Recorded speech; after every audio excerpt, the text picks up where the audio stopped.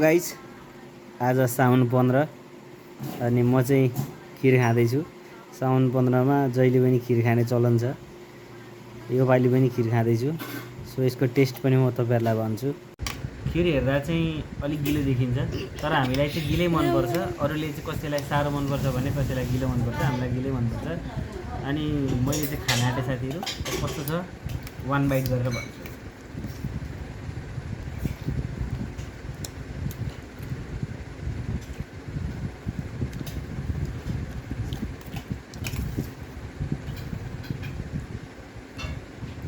एकचोटि खाँदा टेस्ट थाहा नभएर दुईचोटि खाएँ।